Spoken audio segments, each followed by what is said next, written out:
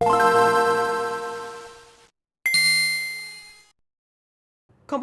Proto-moto desk, and welcome back to another deck profile. Today we have Unchained Labrynth. So while playtesting this deck, it was a lot of fun, but it did need that extra oomph to like kind of get over certain boards. That's why I subsided with Unchained. First off, for our Labrynth package, play one copy of Silver Castle. Silver Castle is your kind of recycler trap.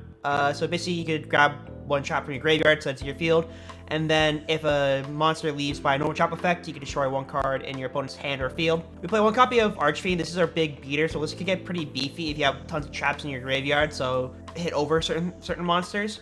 Play two copies of Servant. Arion allows you to send one normal trap from your hand on the field to the graveyard, and special one level 4 feed monster from your deck in defense position. So this allows you to go into your Unchained as well as other copies of Labrynth cards. Next up, we play two copies of Ariana. Ariana allows you to add one Labrynth card from your deck to your hand, except itself, and then if another monster leaves the field by your normal trap, you could draw one card and then apply the effect from your hand, special summon one feed monster, set one spell or trap. So basically what this does is it kind of allows you to switch out any Labrynth card in your deck, grab what UCPs you need, and then keep going forward with the combos.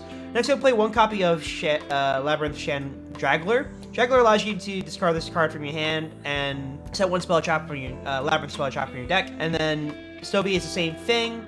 And then we play one copy of Labyrinth's Kuklok, just because this is a trap-based deck. If you can't get your stuff out on the first turn, or if you do go first and need to get more combo pieces, this is a great way of doing so. That's why we play one of it. Now, moving on to our Unchained package, we play one copy of Abominable Unchained Soul for our special summon, as well as our materials for our Link monsters. We play two copies of Unchained Soul Disaster. You really could play one. I found two being helpful just because it's one of the targets you could go for your Unchained twin plays. So next up, we play two copies of Unchained Aruha. What Aruha does that you can target one card you control and then destroy the card, and if you do, special summon this card from your hand. If this card on the field is destroyed by a card effect, you could special summon one Unchained monster from your hand or deck, so that will go for your either copy of Disaster or Unchained Soul to go into your Link 2 plays.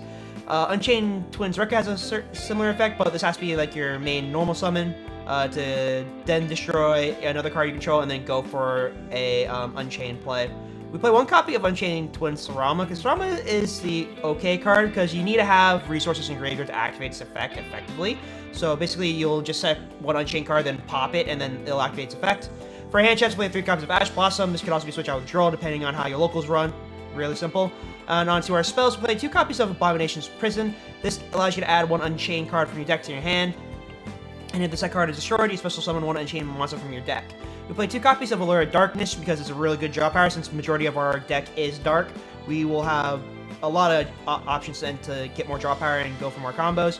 We play one copy of Terraforming for our Labrynth field spell, and then one copy of Super Poly for our target of Starving Venom. We also play one copy of Wailing of the Unchained Souls.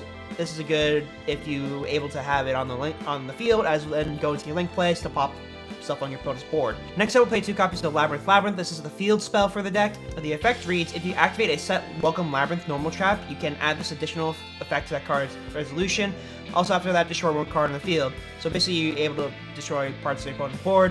If you activate one non-Labrynth normal trap, except during damage hit, you special one fiend monster from your hand or graveyard. And now, moving on to the larger section of the deck, are trap cards. So we'll play two copies of Abominable Chamber of the Unchained, and then two copies of Escape of the Unchained, two copies of Farewell Welcome Labrynth, three copies of Imperm, two copies of Welcome Labrynth, and two copies of Dogmatica Punishment for our copies of Elder Entitas. So moving on to our extra deck, we play the two copies of Entis to get that destruction effect, and then we play one copy of Starving Venom for our Super Poly, and then play two copies of Unchained Abomination for our Link 4 plays, one copy of Axis Kotaker to banish stuff from our graveyard to destroy our opponent's boards, two copies of Anguish, one copy of Unicorn, one copy of Phoenix, three copies of Rage, and then one copy of Cerberus, and then one copy of IP.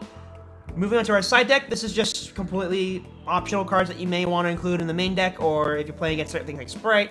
So we first have Compulsory Evac device, I play three copies of that. Evenly is going to be really big inside this meta still, just because of the ability to banish stuff on your opponent's board.